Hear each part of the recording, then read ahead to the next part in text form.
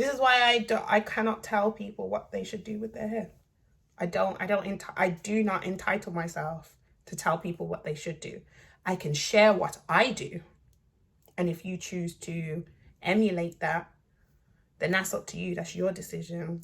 But if you want to do something that's different to what I would do, go on. Welcome back to my channel. I'm Olivia. So this is a bit of a random update on being Liv and living life with locks, because I haven't actually spoken on my YouTube channel about my locks in a while. Probably because I do very little to them. So I adopt the lifestyle of just leaving my locks alone. The reason why I call this a random update is because I thought I would just share some of the things that I do or don't do in terms of my locks, given that some time has passed now. My locks are longer and more mature than they were when I started my YouTube channel. So I started this YouTube channel in 2022 and it's now February 2025. And so whilst some things have changed, much of what I've shared before has stayed the same. As of right now, my most watched and liked full length video is the video where I talked about retwist not lasting and that being a good thing. Let go of the retwist. Let go of the retwist, please, for your sake. So I wanted to bring that topic here so that I can expand on it a little bit more, so that we can unpack it a little bit more, because it's a message that will set a lot of my locked kings and queens free. We put so much emphasis and pressure on ourselves to hold on to a retwist, not realizing that when it doesn't last, it means that things are happening. If you start to see unraveling, your locks start to frizz at the roots, if as you move further and further away from that most recent retwist date, things have changed, then that's a good thing. If you imagine holding on to a retwist, then your hair's not locking. It's actually not, because it doesn't come out of your head locked when you think about it. Your hair comes out as loose individual hair strands. Embrace the coils, Liv. The coils, my natural hair texture, my natural hair pattern, means that that retwist ain't gonna last. My hair does not grow in a way for it to stay compact. It likes to be fluffy. It loves to be fluffy. My hair, can't speak for everyone's hair, but my hair likes to be fluffy. And I want full locks ahead of wanting long locks. I want healthy locks ahead of wanting long locks. So therefore, it's like, okay, the retwist doesn't last. One of the first lessons I learned on this lock journey, and I'm so grateful for it, because then it meant that when I started to see that fade and it started to unravel, I can let it go and be like, okay. And my mindset and approach around that, in terms of embracing unraveling and embracing frizz and, you know, just seeing movement as my hair being happy. And movement comes in the form of growth, and growth requires the maintenance method that I use, the retwisting, to undo itself or to not hold as firmly, because I don't use gels. So I don't try to prevent unraveling, because I get that question a lot. I get questions about how long my retwist lasts and what would I suggest, or what would be my tips for preventing unraveling. And I'm very honest when I answer those questions in terms of my personal context. I recognize that I have a approach to my locks that many people, I won't say most, but many people don't have. Many people want their maintenance to hold, crave having that fresh retwist look or that freshly maintained look for as long as possible. And I don't necessarily share that thinking or that feeling. I love my fluffy roots, but I also do love a fresh retwist because of what a fresh retwist represents for me. For me, it's a reset, and I've usually gone between 9 and 13 weeks, because it's adjusted now, because I think last year, towards the end of 2024, I had a period of time where it was about 13 weeks between one retwist and the next, or one maintenance and the next. So I go on average between 8 or 9 weeks to 13 weeks without a retwist, because I retwist my hair a handful of times a year. So at the moment, for the last year or so, it's been 5 times a year in specific months in the year. And so those retwists happen in a window of 2 to 3 months, depending on what I have going on, how I'm feeling, and whether I want to do it. Like, sometimes I'm like, I'm not in the mood. Like, if I'm honest, the retwist I did recently was because there was a level of programming that I had that I've retwisted my hair in previous Februaries. So therefore, it's one of the months I retwist in, so retwist. But I could have gone longer. So I retwisted my hair on the Sunday gone. Today's Wednesday, the 26th of February. And I retwisted my hair, not Sunday, sorry, Saturday. So I retwisted my hair on the weekend. I did it on Saturday morning. And those are clips that I'm sharing on YouTube Shorts. And I've also found a way to share in long form as well. Even though I recorded portrait this time. So I recorded landscape specifically for YouTube for my December 2024 retwist. But I recorded portrait or vertically for the February 2025 one. But I found a way to still share it in long form content in landscape. So it's just very zoomed in compared to the YouTube Shorts, where you can see like more of the lock and more of like my head and my back, whereas the long form ones, they're very zoomed in close to my roots, and the initial retwist process at the top end of my locks where my new growth is. So yeah, but I could have gone longer. I wanted to retwist my hair last Wednesday, so a week ago today, but I was still recovering from being unwell for a chunk of time this month. I was really unwell. And so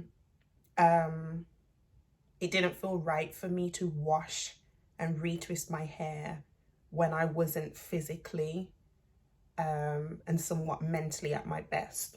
So that's why I ended up doing it on the weekend. But it was like annoying me a little bit that it was only like 9 weeks, because I'm used to, most times it's at least 10, 11, 12 weeks before I retwist. So 8-9 weeks is at the shorter end of the window. And so sometimes it feels weird to retwist my hair when it only 8 or 9 weeks has gone by. But this is a personal decision, and this is not where I've always been. So when someone asks me how often I maintain my locks or maintain my hair or retwist it, I'm very careful with how I answer that question, because things have changed, as I've explained in previous videos. Things have changed over time. So how often I used to retwist when I was in the starter lock phase is different to where I am now, over 4 years in. And I think that sometimes people forget that. They forget that it's almost like when you ask a question, you're asking for that point in time, but you have to factor in, or it would be helpful to you to factor in a wider lens, a zoomed out lens, to have more context for that individual. Other people choose to retwist at different frequencies. Some people retwist more frequently than I do, or less frequently. I know some people who have shared online that they retwist their hair maybe twice a year, or they don't necessarily have a window that they can articulate, because it's just as and when they feel like it. And I think that's beautiful. I think that's amazing. Just like those who retwist their hair more frequently, maybe they need to, or they maintain their hair frequently because retwisting may not be their maintenance method of choice. So I think with when it comes to my locks, I leave them alone. And because I am very comfortable in my own practice and process, I'm also comfortable with not taking on what other people do with their own and thinking I have to do that as well. So this is why I feel no way about saying I don't use combs, I don't use gels, I don't spritz daily, weekly sometimes a whole week can go by and I haven't spritzed my locks. And I think this is why the cleansing process for me is so straightforward. I know my hair's not dirty when I wash my hair. So as well as washing my hair on days when I'm retwisting or maintaining, I also wash my hair in between. So right now my hair's freshly retwisted, so I wear a shower cap when I'm showering, when I'm bathing, because I'm still within the first 7 to 10 days post a retwist. So I know how happy my hair gets for moisture in the air. So therefore, I'm in a process of covering my locks for the first 7 to 10 days just to allow my hair strands to settle in the lock sections that they're in, which is what maintenance is about, because that's not the actual locking process.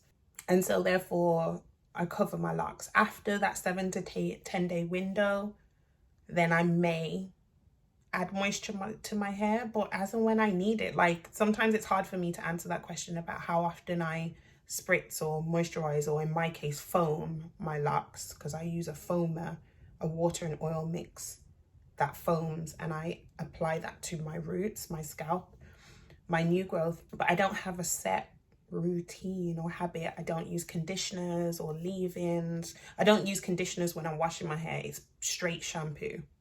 That's it. I do 3 rounds of shampoo and then I'm out. And then after a few weeks, after some weeks, or at the midway point between one retwist and the next, that's when I will wash my hair and not retwist my hair. And at that point, all of my retwist, all of my maintenance from the previous session definitely goes, because my hair loves moisture. It gets super excited. So if any locks have survived or have endured and managed to hold their retwist, because all my locks are different. One of my locks unraveled the day that I retwisted it on the Saturday. By the end of the day, I could feel one of the locks was unraveled, whereas other locks hold for a while. They hold until I really disturb my roots.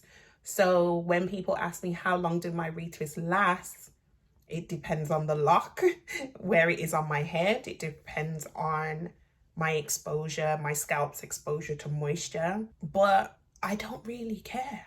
like if all of my locks unraveled by the end of this week, so then that's like within a week of me retwisting my hair, even though I know it's not going to happen.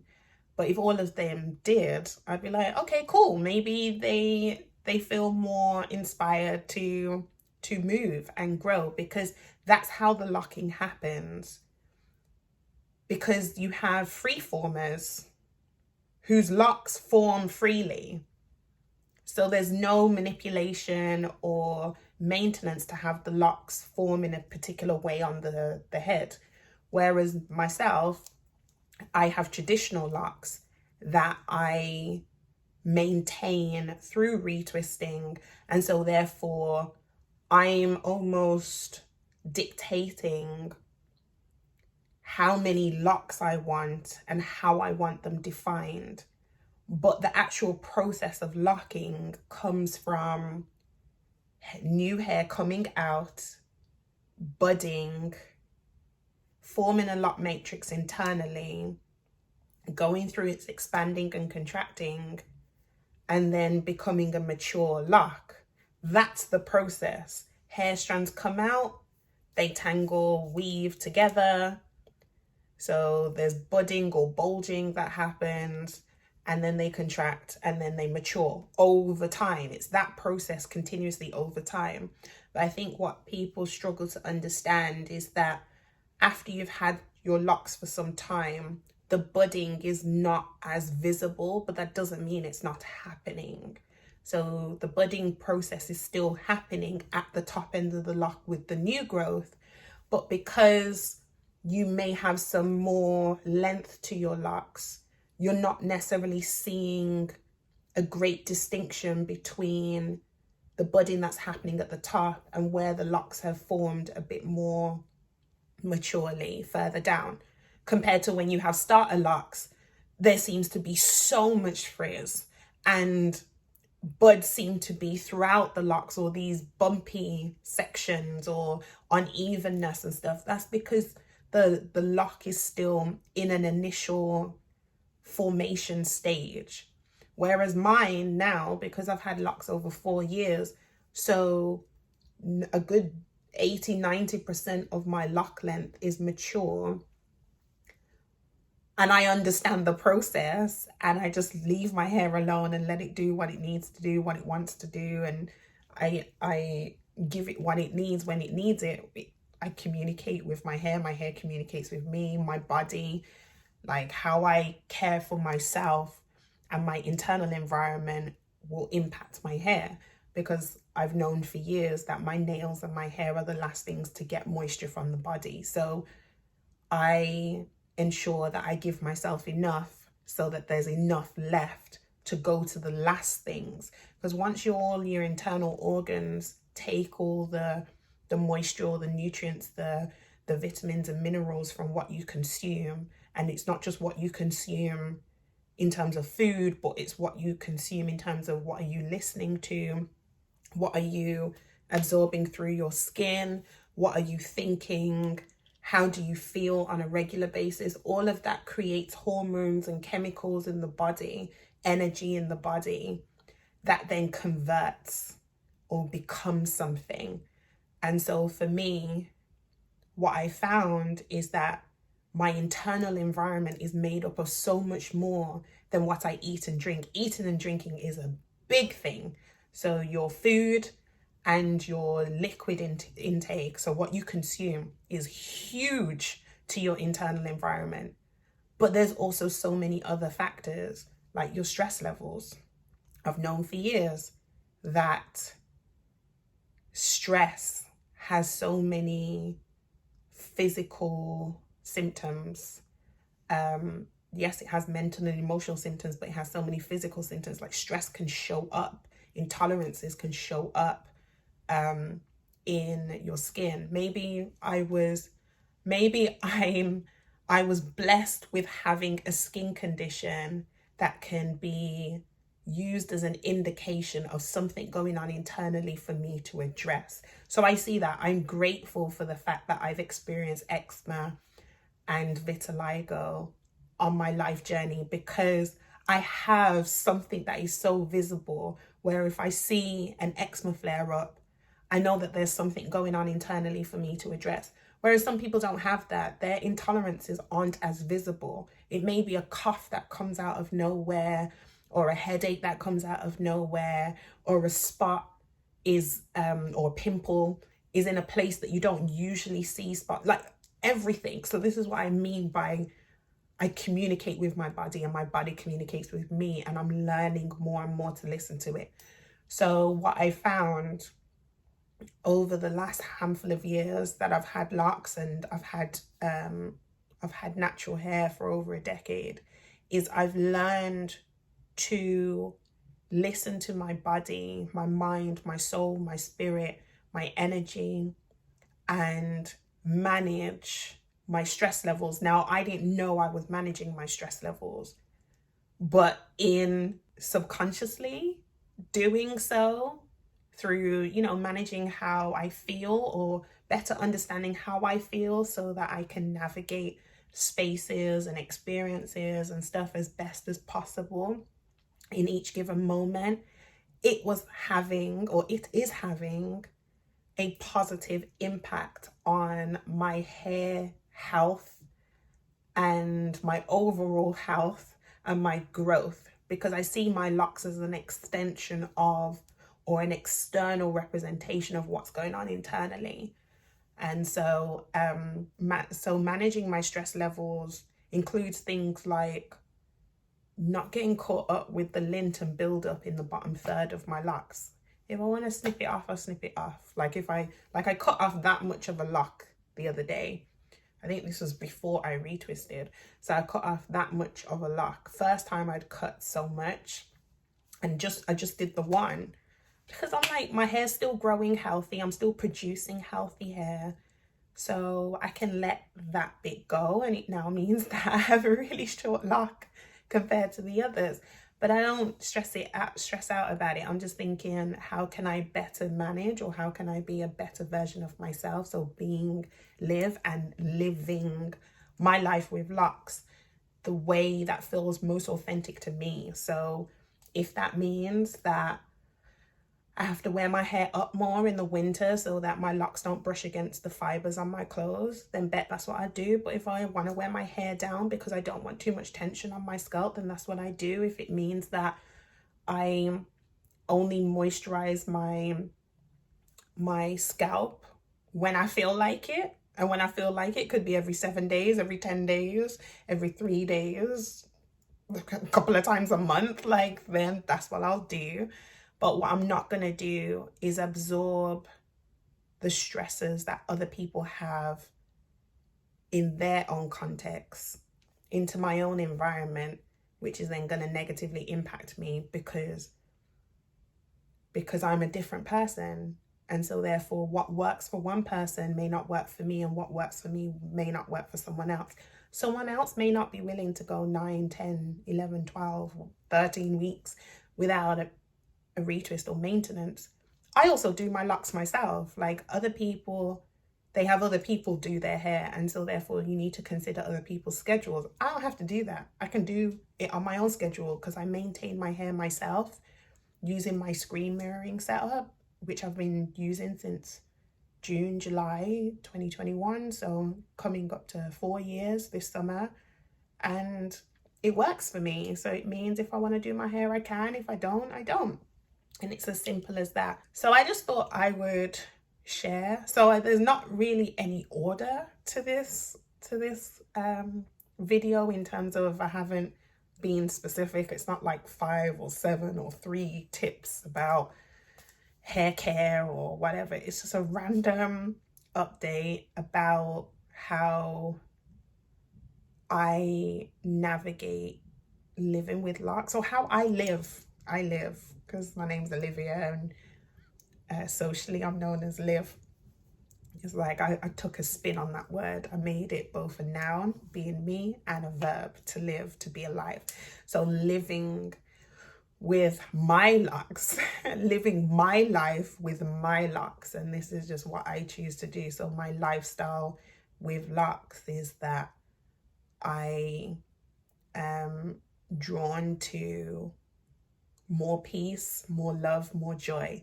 And so therefore, if it doesn't align with me being at peace, doesn't align with me feeling in love, if it doesn't align with my joy or feeling joyful, then it's not for me, and that's okay. So peace, love, and joy looks different for other people, and that's okay. Like, it's okay. So this is why I'm very honest when I respond to people's questions. This is why I can't just answer questions in a simple word or sentence, because I'm hyper aware of my context, and I want people to understand that they have their own individual context. And the more you understand that, is the more you detach from what's expected of you or external validation, and you align with how you would create it, how you would design. So I'd say seek deeper understanding of self and blossom from there. Literally think of the process of locks. Locks, the matrix is formed internally first before you see the external formation, maturation of locks. And things take time, and I think some people are not open to time. Like, allow time to pass. I know it's really hard when you're in your initial stages, your first few days, weeks, months of having locks. You have this deep yearning for having longer hair and stuff, but longer hair comes with a different set of experiences. So be prepared for that. I have to tie my hair back when I'm eating and or when I'm cooking. Things I didn't have to think about 3 years ago, 2-3 years ago. Sometimes when I was washing my hair recently, the moment the water hit my head went so heavy. So I have to be mindful of my neck muscles and my body posture and all that kind of stuff. And as I said, the brushing against my clothes, not things I had to think about when I had shoulder length hair or when it was just hanging by my ears and stuff. So I'm also conscious of not complaining about the season I'm in, because the season I'm in was once something I prayed for. So this is what I mean by stress management without even realizing that you're doing stress management. It's like, how are you thinking and feeling? Are you being present, or are you overly fixated on the future or overly fixated on the past? Like me, I'm present with my locks.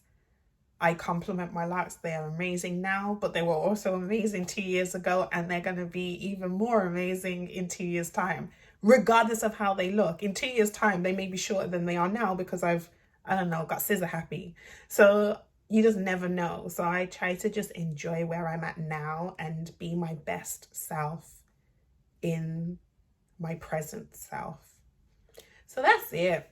So that's all I wanted to say. So if you watched this far, then thank you for watching. I appreciate you for being here, and feel free to let me know in the comments what other things you would like to know about my locks. You're welcome to still ask me questions that I know I've answered multiple times, but I know that some people may be here for the first time, and it may just be helpful to you to have an more up-to-date take on things, to see if my answers changed. It's unlikely, because if it's working for me, then I keep it the same.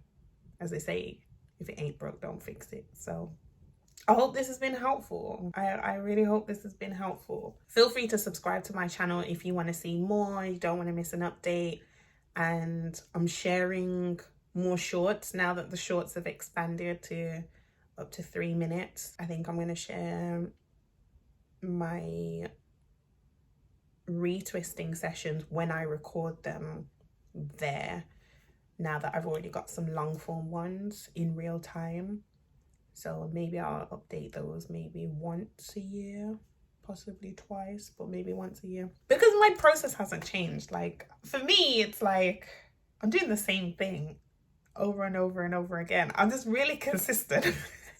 It's as simple as that. This is why I cannot tell people what they should do with their hair. I do not entitle myself to tell people what they should do. I can share what I do, and if you choose to emulate that, then that's up to you. That's your decision.